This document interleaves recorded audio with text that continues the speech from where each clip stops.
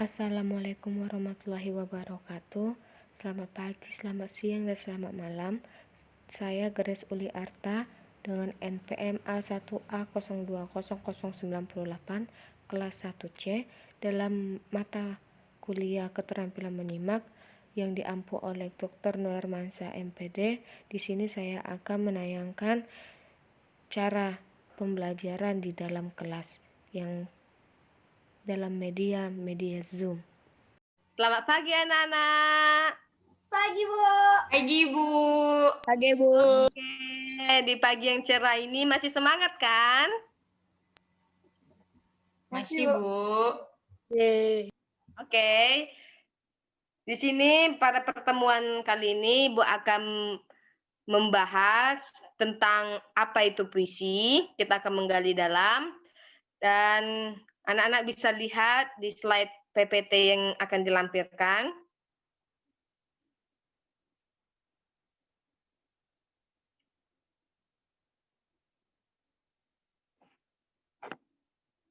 Oke.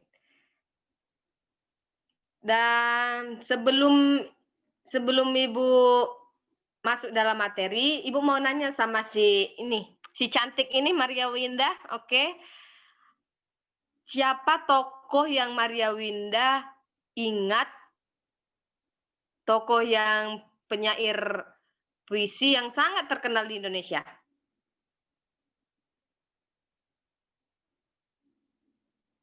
Ayo Maria Winda, siapa? W.S. Rendra, Bu. Laju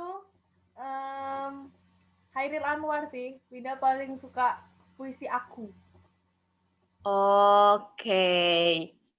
Memang kedua tokoh yang Winda sebutkan tadi adalah tokoh-tokoh yang terkenal untuk seorang sastrawan. Oke, yang pertama kita akan mengenal tokoh-tokoh sastrawan di Indonesia.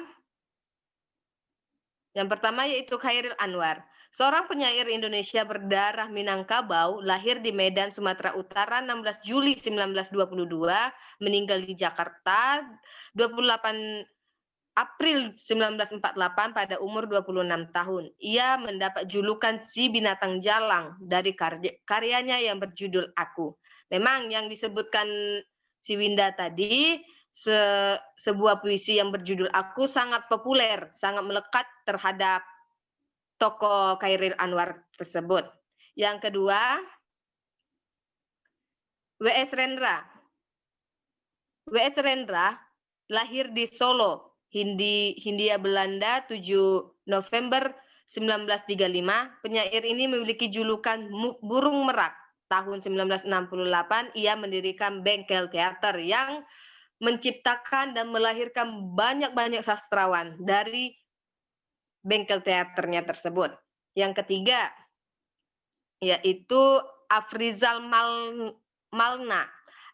Afrizal Malna ini namanya dikenal dengan Iwas melalui karya-karyanya berupa puisi, cerita pendek, novel, esai sastra yang dipublikasikan di berbagai media massa. Ia lahir di Jakarta 7 Januari 1957 dan hidup selama 61 tahun. Nah, siapa sih yang tidak mengenal cerpen, novel, dan esai sastra? Apa anak-anak sudah mengenal semuanya? Esai sastra kurang familiar sih, Bu. Oh, Belum, Bu. esai sastra ya. Oke. Selanjutnya.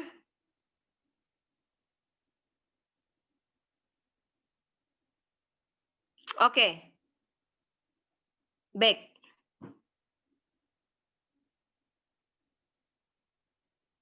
Nah, sebelum kita membahas apa itu pengertian puisi, Ibu mau nanya nih sama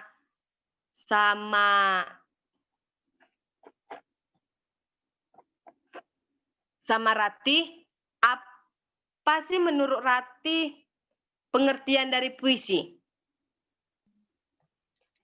Menurut Rati, Bu, puisi itu karya sastra tertulis yang banyak menggunakan diksi-diksi gitu, Bu. Diksi apa yang menurut yang dibilang Rati ini apa, berupa apa diksinya? Diksi kayak pilihan kata-katanya tuh harus yang gimana gitu loh, biar kuisnya tuh ngena banget gitu, Bu. Oke, pemilihan kata. Oke, betul. Nah, next. Betul yang dibilangkan oleh Rati itu sebuah karya sastra yang lebih memilih pemilihan kata agar bisa menciptakan suatu kata-kata yang indah dan diterima di masyarakat umum. Tetapi menurut KKBI, puisi adalah ragam sastra yang bahasa terikat oleh irama, mantra, rima, serta penyusunan larik dan bait.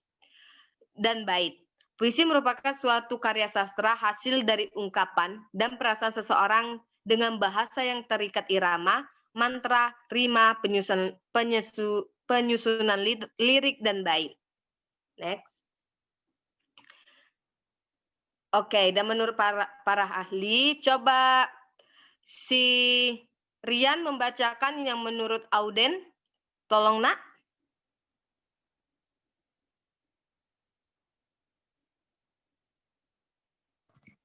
Menentukan tema dan judul, Bu. Membacakan menurut para ahli, Nak. Yang itu, yang di slide itu, Nak. Coba bacakan ulang untuk kita. Yang menurut Auden.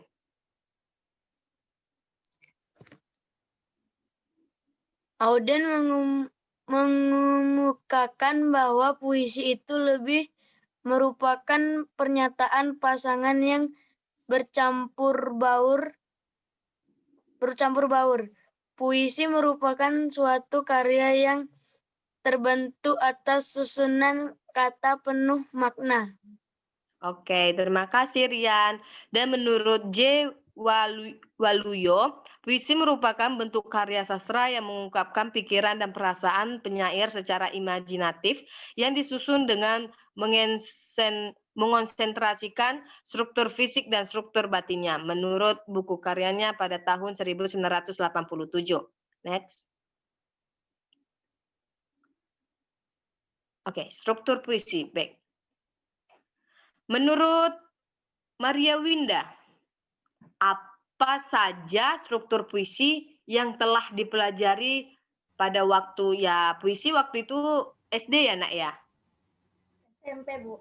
SMP, oh ya. Pada waktu SMP, coba Winda sebutkan. Tema, syair, bait, rima, amanat. Oh. Kayaknya itu, Bu.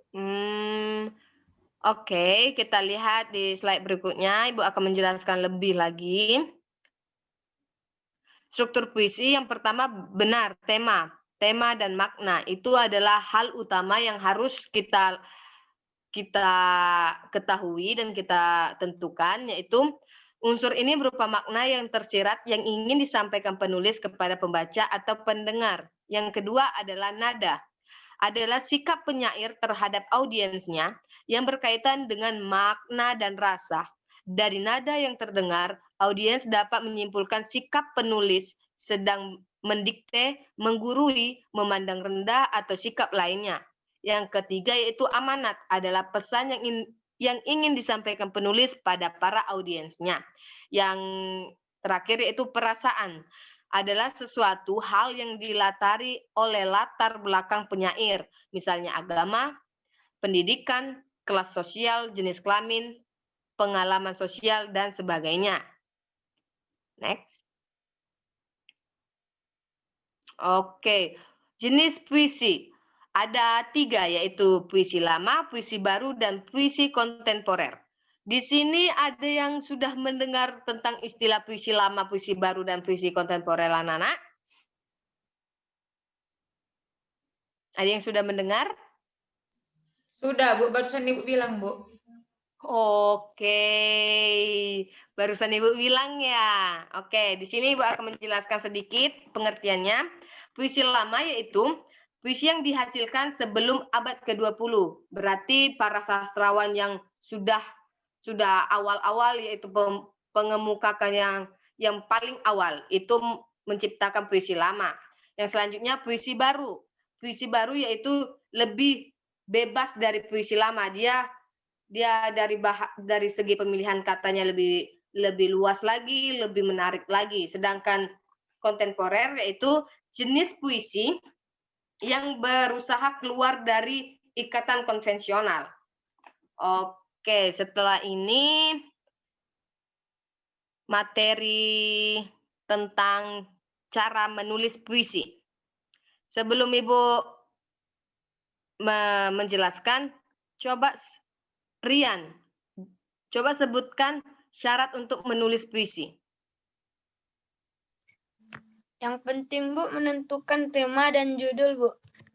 Oke, betul sekali, anak ganteng. Memang benar, yang paling utama itu menentukan tema dan judul. Next.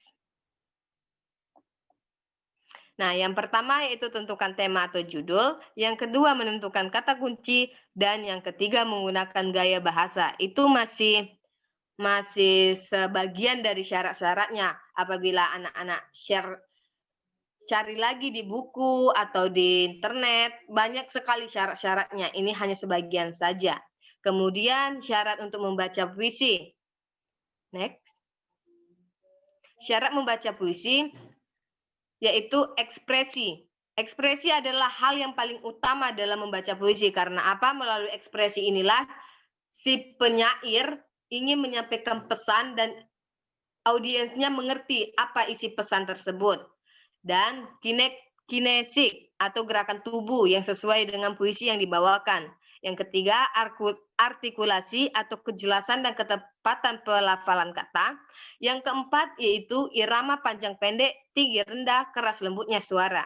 Yang terakhir adalah intonasi atau penekanan kata. Oke, dari semua materi yang Ibu jelaskan, yang Ibu sampaikan, masih ada yang belum paham anak-anak? Sudah, Bu. Sudah, Bu. Sudah, Bu. Oke. Demikianlah materi yang Ibu sampaikan. Semoga ilmu yang Ibu berikan dan ilmu yang kalian dapatkan bisa kalian ingat dan bisa kalian praktekkan apabila ada materi yang tentang puisi. Terima kasih telah mengikuti kelas Ibu. Terima kasih semuanya. Terima kasih kembali, Bu. Sama, Bu. Selamat pagi.